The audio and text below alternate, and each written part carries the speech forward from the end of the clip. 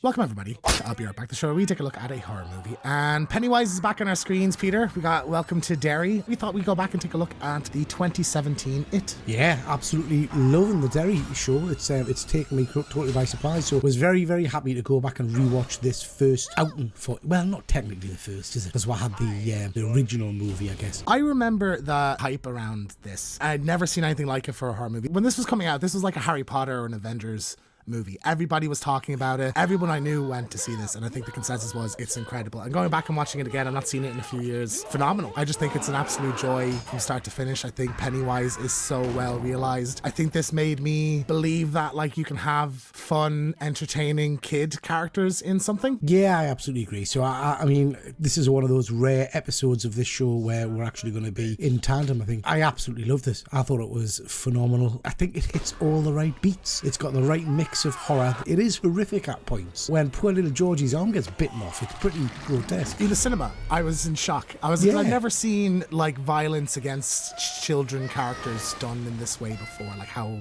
brutal. More of it.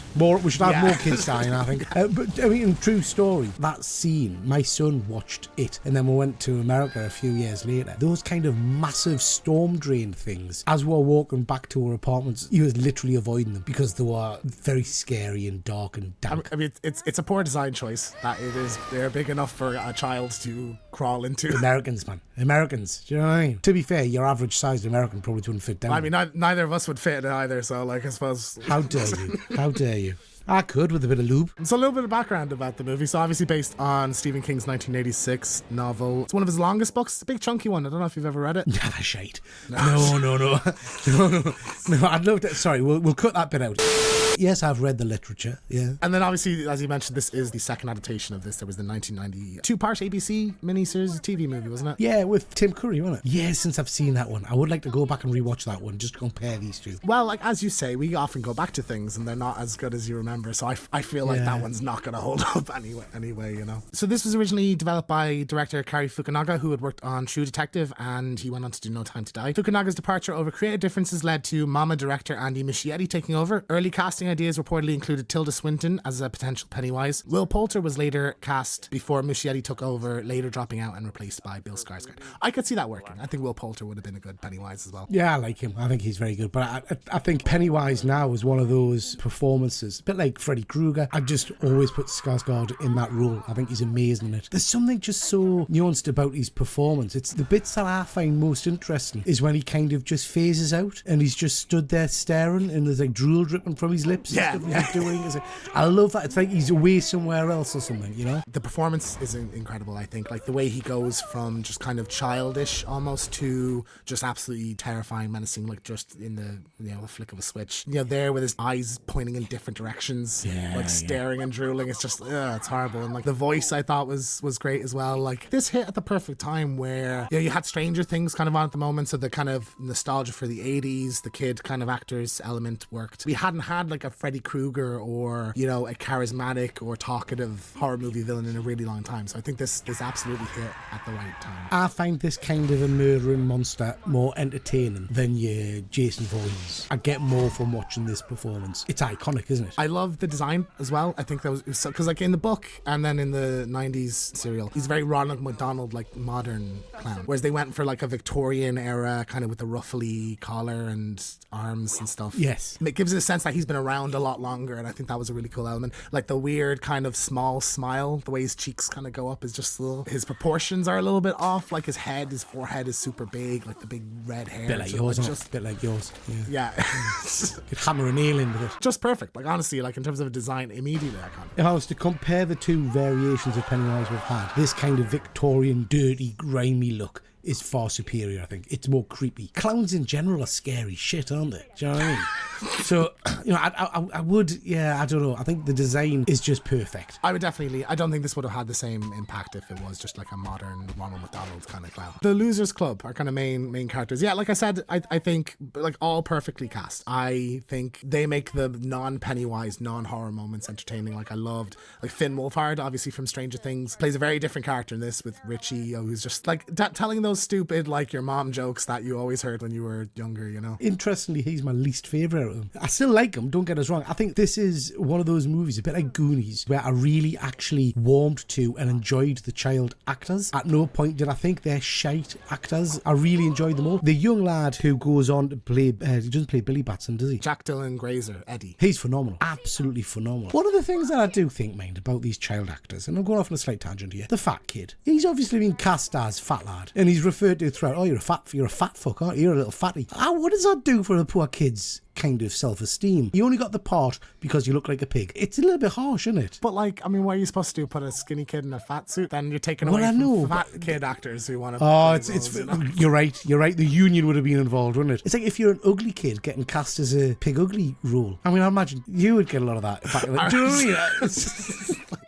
I know, I get what you're saying. I do think of that. Well, there's a couple of scenes where they're carving on his belly, and I couldn't help but think, for that poor little lad outside of the film, Gotta show his tits. he's showing his papa laps, and then he's going to go back to school, and all the kids are going to be... I think, hey man, you're in It. That's pretty cool. I connected with that character because it just reminded me of me when I was a kid. Eddie, like the kind of hypochondriac, that was great. I love Bev. Did her dad abuse her? Yeah. Yeah, that's what I thought. I thought she killed him. I thought she smacked him over the head and he died. In the second one, she didn't know he'd passed away later on. Because at the end, she says, like, I'm going to live with my aunt now or something like that. Yeah. She just can't clean about it. I mean, she's not all walloped him. No, I always thought she killed him. But, like, you know, each of the characters have their own kind of trauma. Like Bill, main character, Jaden Martell, you know, his guilt over Georgie going missing. With Beverly, it's her thing with her father. It's also her entering womanhood. Like, we see her buying tampons earlier. Pennywise uses that with the blood in the sink, I think is supposed to represent that. That's a horrible scene. Oh, it's horrific. And I want to come back to that in a second, in terms of, like, whether what Pennywise is doing is real. It's all real, just the adults can't see it because they have to literally clean the blood off the toilet wall. So all this stuff is literally happening. So he has, like, reality warping abilities then. I think so. The adults just can't see it or perceive it in some way.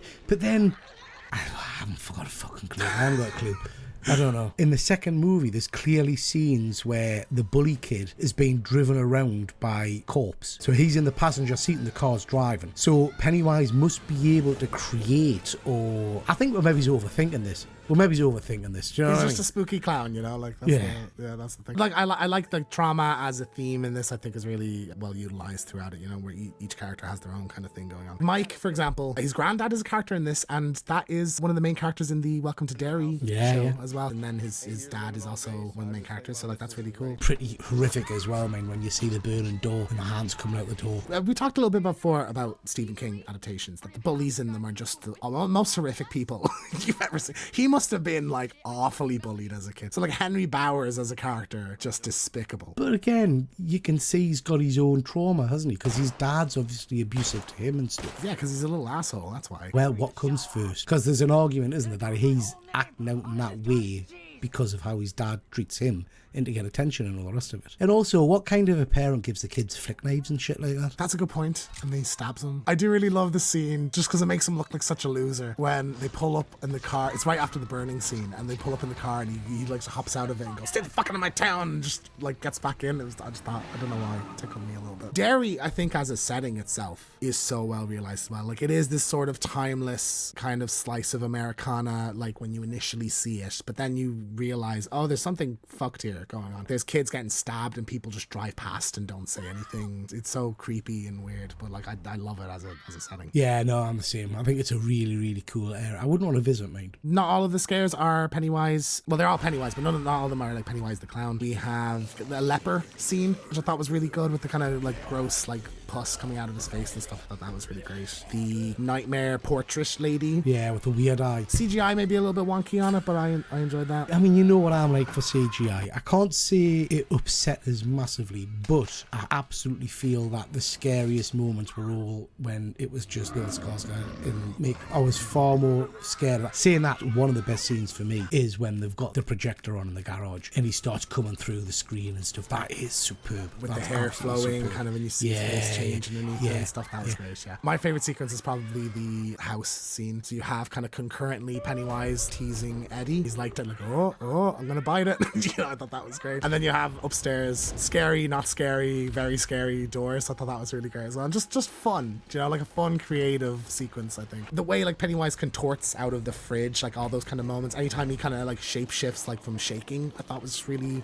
well done. It's like it happens right in front of you, and it's just seamless, I thought. I also love the ending is just them beating the piss out of him. I just think that's really fun, that they just start wailing on him with like crowbars and shit. Yeah, no, I love that. It's a powerful story, isn't it, about overcoming your fears, I guess, and working as a team. And again, I just loved it. Absolutely loved it. I think for me, this is one of my favourite films we've watched, if I'm being honest. I think it's a really strong movie. This is a modern masterpiece. I would definitely agree with that. A little bit of trivia about the movie. Bill Skarsgård purposely avoided hanging out with the kids to maintain their fear and tension. There is some behind the scene moments you can see of him like going, all right guys, good job and stuff, in full Pennywise makeup, and I just think that's really funny. Yes, very cool, very cool. He's just a great actor, isn't he? Finn Wolfhard, who played Richie, is actually terrified of clowns in real life, which made filming certain scenes difficult. I wouldn't audition for this, I think, if I was I mean, do you know what I mean? That's some shrink has told him to face his fears and he's decided to go in for a clown movie. Either that or he's thick as big shit. Yeah. You don't apply for if you're scared of flights, you don't apply to do Top Gun, do you know? You're filming season 2 of Stranger Things. You don't need another gig, do you, really? Like, yeah. So. The teeth prosthetics that Bill Skarsgård wore as Pennywise made him drool profusely. Director Andy Muschietti liked so much that the drooling added to the ravenous nature of Pennywise. I love when little things like that find their way into the movie, like little accidents, you know, like we mentioned the drooling earlier. That was great. The fact that Bill Skarsgård can actually like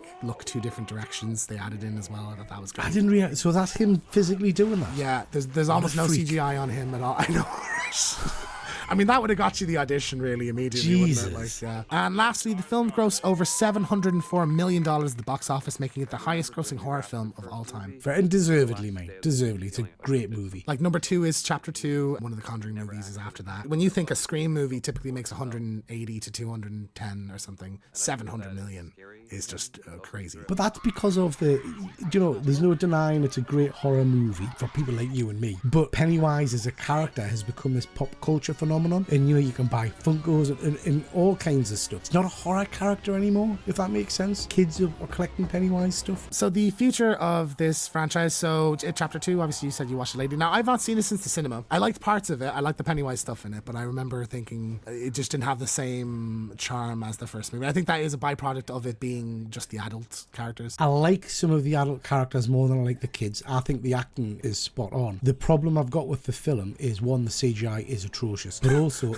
it just feels like side quest. There's a bizarre bit where everybody has to split up to find their own magic totems, and it literally feels like it's just chucked in. Makes no sense, really. So yeah, it's nowhere near, for me, as good as the first movie. I'm curious to go back and see what I think of it now. And then obviously we have Welcome to Derry, which we are a few episodes into now, and are both really loving, I think. Yeah.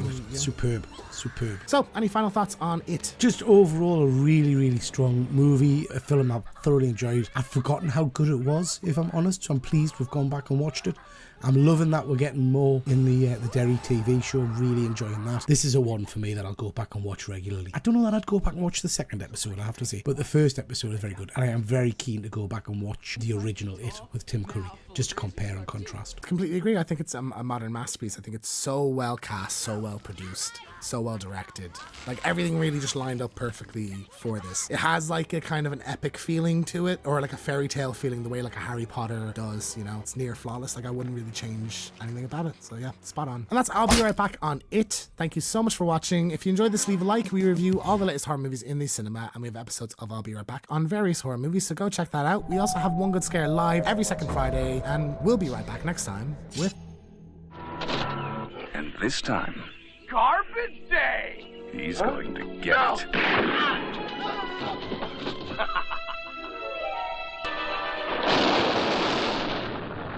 Silent Night, Deadly Night, Part 2.